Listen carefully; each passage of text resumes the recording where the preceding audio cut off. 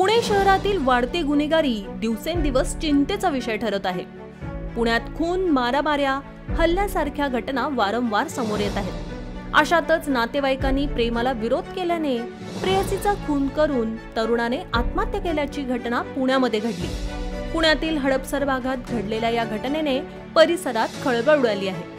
याबाबत सविस्तर माहिती अशी की नातेवाईकांनी लग्नाला विरोध केल्याने आधी प्रेयसीची हत्या करून प्रियकराने स्वतः आत्महत्या केल्याची घटना पुणे शहरातील हडपसर भागामध्ये घडली।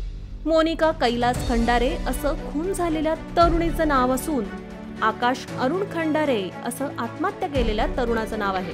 मोनिका आणि आकाश मूळचे अकोला जिल्ह्यातील बाळापूर तालुक्याचे राहणारे आहेत। दोघे नातेवाईक असून त्यांचे प्रेमसंबंध होते।